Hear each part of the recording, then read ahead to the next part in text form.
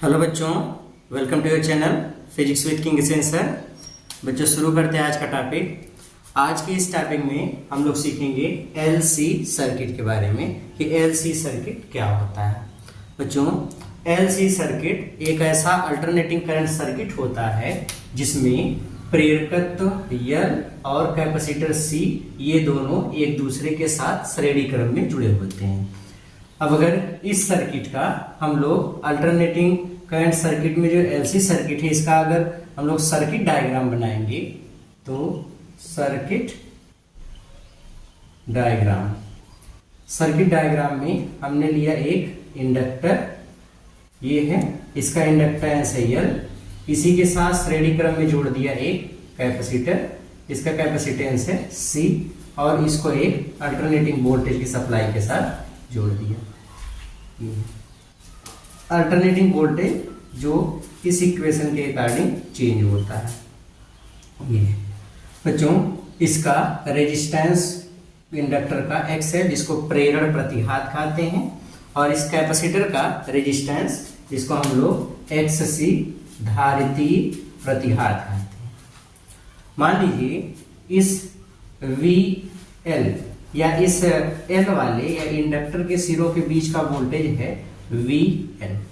तो VL किसके बराबर होगा इसको जानने के लिए मान लो बच्चों किसी क्षण ये पॉजिटिव टर्मिनल पर है, ये निगेटिव, तो करंट इसमें फ्लो होगी I।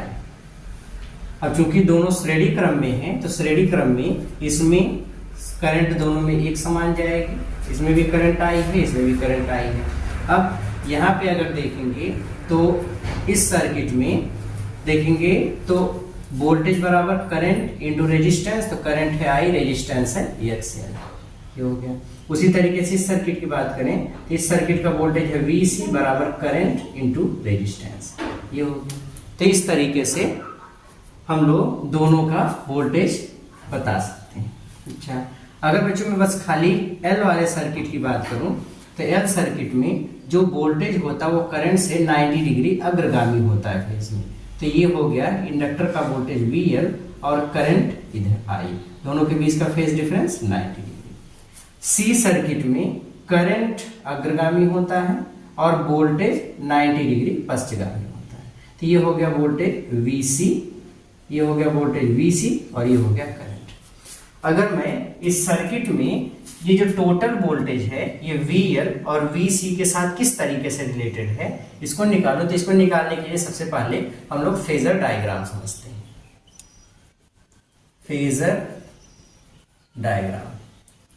फेजर डायग्राम क्या होता है इसको समझने के लिए ये मान लेते हैं बच्चों ये रेफरेंस लाइन है और इस पे करंट हमने दिखा दिया I।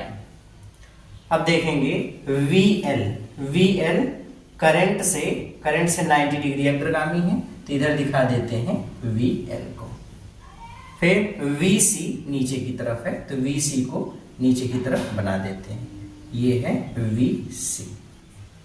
बच्चों यहाँ पे फेजर डायग्राम बनाने की कई स्थितियां होती हैं। पहली स्थिति जो केस फर्स्ट है उस केस में हमने मान लिया कि VL is greater then VC है, या आप ऐसे ही बता सकते हो XL is greater then XC है, XL is greater then XC है, इसलिए VL is greater then VC होगा। ओके, सबसे इंपॉर्टेंट चीज यहाँ पे ये है बच्चों कि हमको निकालना है किसका रिजल्टेंट वोल्टेज। तो इस वाले वोल्टेज से इस वाले वोल्टेज को कैसे घटाएंगे, तो याद रखिए अगर दो वेक्टर हैं, एक वेक्टर ये है, मान लो वेक्टर A है, ये मैग्नीट्यूड में ज्यादा है, और ये है वेक्टर B।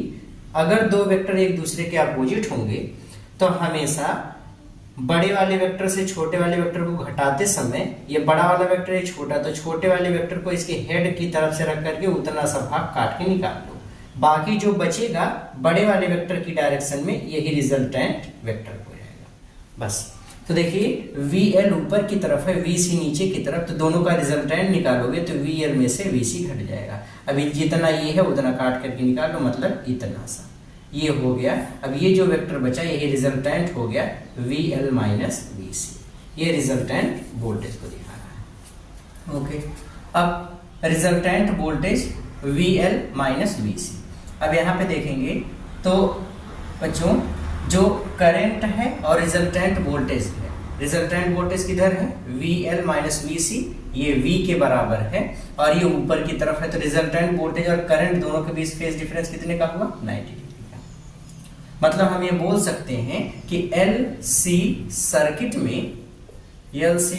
में वोल्टेज और करंट के बीच कलांतर, वोल्टेज और करंट के बीच कलांतर 90 अंश का होता है, 90 अंश का होता है, ये हम कह सकते हैं।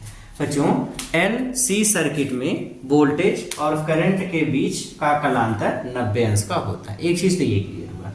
हाँ, पहले केस में ये है कि अगर XL is greater then XC होगा या VL is greater then VC होगा, ऐसी स्थिति में जो वोल्टेज है वो करंट से 90 अंश अग्रगामी होगा। क्या होगा? अग्रगामी। पहली चीज ये होगा। ओके, दूसरी बात बच्चों, जो रिजल्टेंट वोल्टेज का इक्वेशन होगा, रिजल्टेंट वोल्टेज कितना मिला VL माइनस VC, ये रिजल्टेंट वोल्टेज होगा। इस स्थिति में परिपथ का जो इक्विवेलेंट रेजिस्टेंस है, जिसको हम लोग परिपथ की प्रतिबाधा कहते हैं, प्रतिबाधा निकालोगे तो ये रिजल्टेंट वोल्टेज है V बराबर VL को हम लोग लिख सकते हैं I इंटू XL, VC को I into XC, I common कर लीजिए, बचेगा कितना XL minus XC, V I को इधर कर दो तो V upon I equals XL minus XC, total voltage upon total current is equals total resistance, जिसको हम लोग परिपथ की प्रतिबाधा कहते हैं।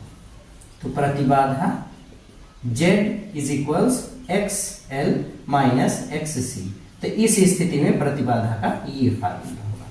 मतलब ये है कि जब LC सर्किट में XL is greater then XC होगा तो VL is greater then VC होगा। इस स्थिति में रिजल्टेंट वोल्टेज करंट से कला में 90 डिग्री अग्रगामी होगा। उस स्थिति में रिजल्टेंट वोल्टेज V बराबर VL माइनस VC और परिपथ की प्रतिबाधा होगी Z बराबर XL माइनस XC, इसके बराबर होता है। ओके, लेकिन दूसरे केस में अगर हम बात करें कि इस बार XL छोटा और XC बड़ा है, तब क्या होगा? तो सेम दूसरी केस को हम लोग देख लेते हैं। Case second, phasor diagram, case second लेते हैं बच्चों।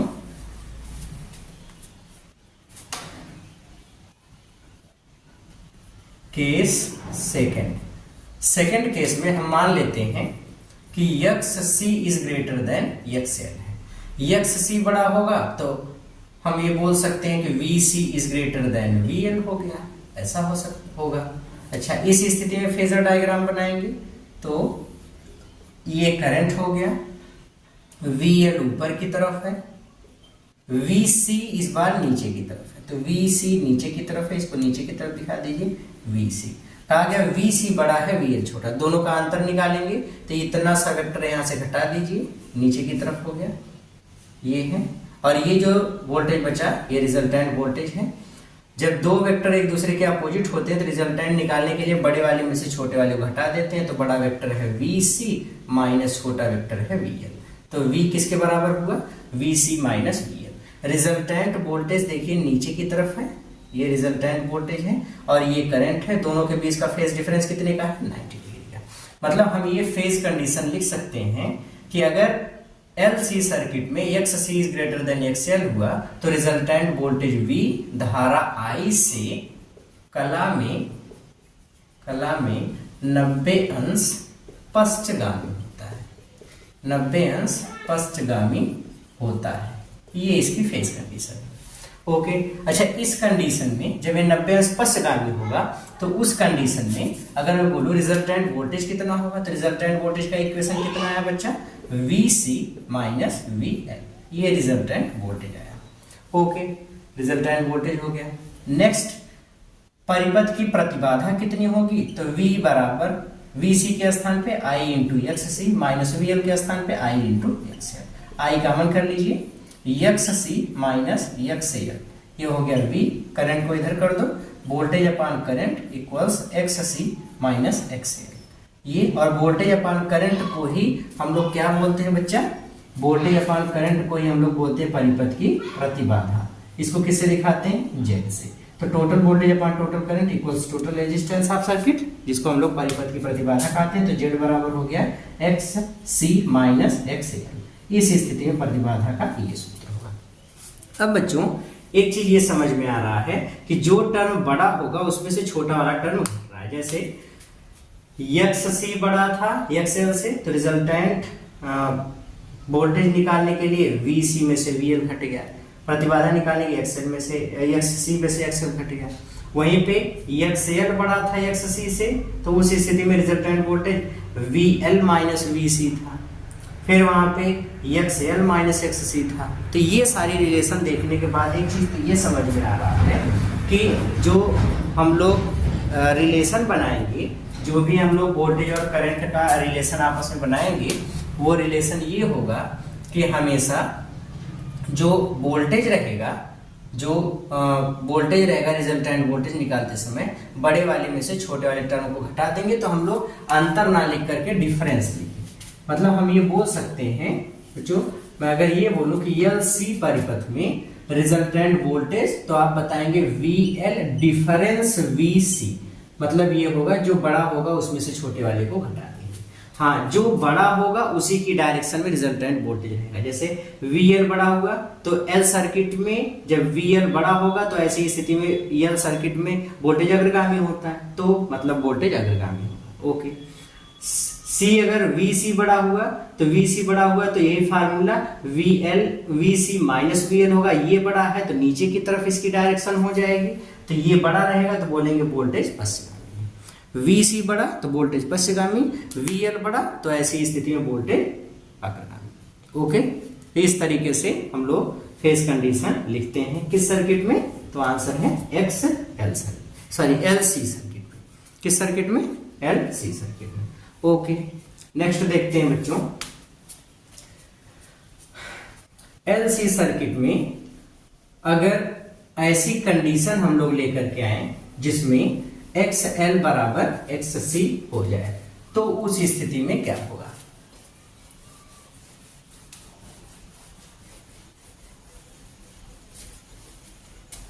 बच्चों एल सी सर्किट में वैद्युत अनुनाद की स्थिति क्या है। वैद्युत अनुनाद की स्थिति, वैद्युत अनुनाद की स्थिति क्या है बच्चों जब हम बात करते हैं एलसी सर्किट में, तो उसमें हम लोगों ने अभी केसेस पढ़ा। केस फर्स्ट में हमने ये देखा कि अगर X L is greater than X C है, ऐसी स्थिति में V L is greater than V C होगा, तो वोल्टेज धारा से कला में अग्रगामी होगा। वोल्टेज धारा से कला में अग्रगामी होगा। ओके। केस सेकंड में हमने देखा कि अगर X C is greater than X L होगा, तो ऐसी स्थिति में V C is greater than V L होगा, तो जो वोल्टेज होगा वो करंट से पश्चगामी होगा, पश्चगामी।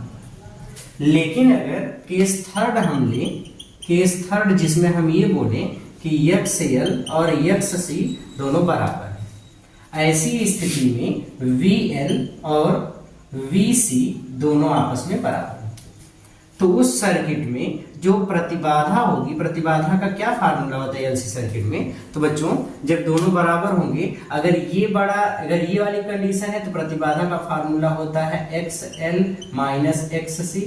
ये बड़ा है तो फार्मूला होता है जेड बराबर एक्स सी माइनस एक्स एल। ये है।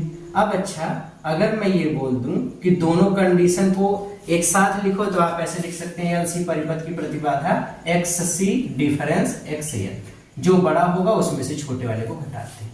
अब अगर दोनों बराबर हो गए तो एक्स सी एक्स एल दोनों बराबर हो, घटा देंगे तो जेड की वैल्यू कितनी हो जाएगी, 0। जेड बराबर एक्स सी डिफरेंस एक्स एल होता है, तो जेड बराबर, जब दोनों बराबर है तो जेड की वैल्यू कितनी हो गई, 0। जब एलसी परिपथ की प्रतिबाधा शून्य हो जाती है, जब एलसी परिपथ की प्रतिबाधा शून्य हो जाती है, ऐसी स्थिति में करंट का क्या होगा बच्चों, करंट क्या होता है, प्रतिबाधा बराबर होता है टोटल वोल्टेज अपान रेजिस्टर, टोटल वोल्टेज अपान करंट, ये प्रतिबाधा का सूत्र है। तो यहां से अगर मैं करंट निकालूं तो वोल्टेज अपान रेजिस्टेंस मतलब प्रतिबाधा, आई बराबर वोल्टेज अपान प्रतिबाधा कितनी है, 0, तो करंट कितनी हो गई, बस इसी स्थिति को ही जब करंट अनंत हो जाती, इसी स्थिति को ही हम लोग केस ऑफ इलेक्ट्रिकल रिसोनेंस बोलते हैं, केस ऑफ इलेक्ट्रिकल रिसोनेंस,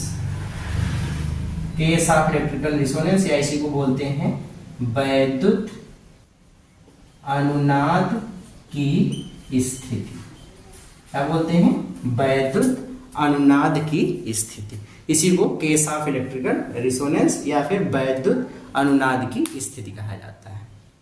फिर से सुनिए, वैद्युत अनुनाद की स्थिति क्या है, एलसी परिपथ में जब एक्सएल बराबर एक्ससी हो जाता है, ऐसी स्थिति में परिपथ की प्रतिबाधा शून्य हो जाती है, जिसके कारण परिपथ में जो धारा है वो अनंत हो जाती है। मतलब जो करंट चलेगी अल्टरनेटिंग करंट की, वो करंट के दोलनों का आयाम बहुत बढ़ जाएगा, अनंत हो जाएगा। ऐसी स्थिति को ही वैद्युत अनुनाद की स्थिति कहते हैं। इस स्थिति में किस फ्रीक्वेंसी से ऑसिलेशन होगा, अनुनादी आवृत्ति क्या होती है, तो उसको हम लोग फाइंड कर सकते हैं। अनुनादी आवृत्ति क्या है तो उसको देख लेते हैं, फ्रीक्वेंसी कितनी होती है।